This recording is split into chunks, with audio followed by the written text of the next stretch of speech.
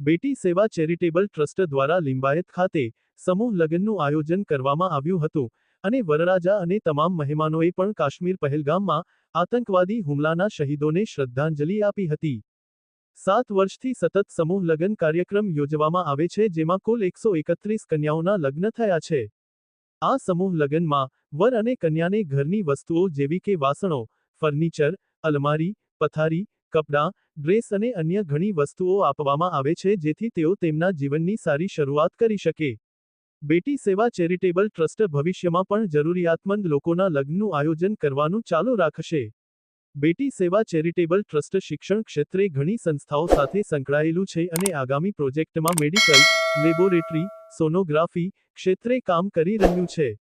Report સઈદ અલી, પ્રણામ સંદેશ news, Surat. जी, मारू नाम अब्दुल बशीर शेख है।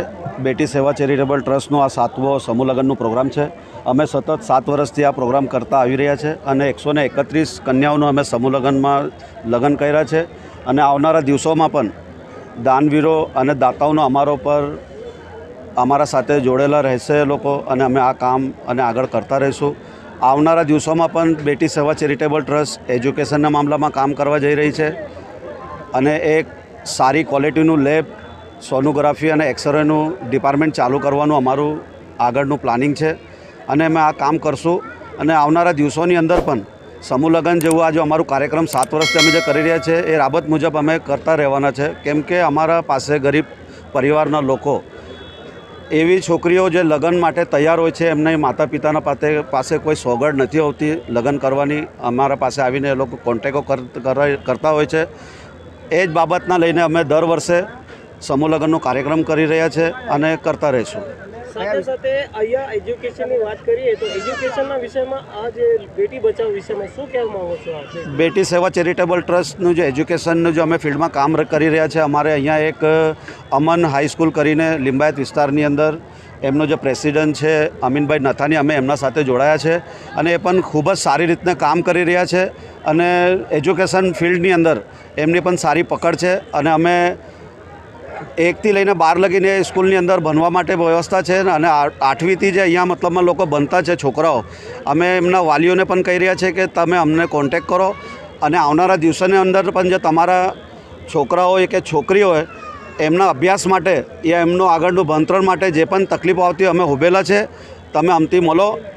ઇન્શાઅલ્લાહ તાલા અમે લોકો આપના પરિવારની અંદર જો પઢાઈ કરવાવાળા લડકા લડકીઓ છોકરાઓ છે એમના સાથે રહીને અમે અભ્યાસનું આગળનું એજ્યુકેશનનું કામ કરશું। અન્ય સમાજ માટે શું સંદેશ આપો? અમે સમાજ માટે એક જ વસ્તુનો સંદેશ આપીએ છીએ કે સમાજને તમે આગળ વધારો કરવો હોય તો તમને એજ્યુકેશન ફિલ્ડમાં રહેવું પડશે। એજ્યુકેશન ફિલ્ડ તમારી સારી હોય તો પછી તમને એક રાજનીતિક જે સારી રાજનીતિ કરવાવાળા માણસો છે એ એજ્યુકેશન પછી તમને એક રાજનીતિક ફિલ્ડમાં રહેવું જોઈએ। તમારી સિયાસતમાં જ્યાર લગીન પકડ ના હોય તમે કંઈ નહીં કરી શકો છો। तो हूँ समाज ने एक मैसेज आपवा मांगू छूँ कि तमे एज्युकेशन में ध्यान आपो, एना पछी सियासत में ध्यान आपो। हिंदी में, गुजराती में, जैसा आपको ठीक लगे। गुजराती में। हाँ जी, आपનું નામ અને કઈ જગ્યા પર શું પ્રોગ્રામ લાવ્યા? મારું નામ છે Simmi Jariwala, transgender video influencer, હું પણ સુરતમાં જ રહું છું।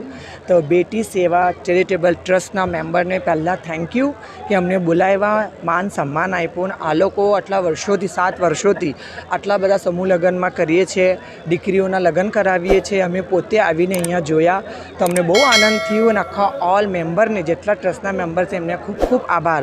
અને હા, એક વાત હજુ, દીકરીઓનું ભણતર બહુ જરૂરી છે આ જમાનામાં, એજ્યુકેશન બહુ જરૂરી છે આ જમાનામાં। તમે આમાં તમારા ચેનલના માધ્યમથી કહેવા માંગીએ છીએ જે લોકો ગરીબ છે, જે લોકોની પરિસ્થિતિ નથી દીકરીઓને ભણાવવાની, તો આ બેટી સેવા ચેરિટેબલ ટ્રસ્ટવાળા ભણાવવામાં પણ એ લોકો કહે છે કે તમે તમારા દીકરીઓને અમારા સ્કૂલોમાં નાખો, અમે એમનું ભણતર સારું કરીએ, તો તમે એમનાથી જોડાઓ। આ લોકોના મોબાઈલ નંબર બધા સ્ક્રીન પર આવી જશે અને થેન્ક યુ સો મચ।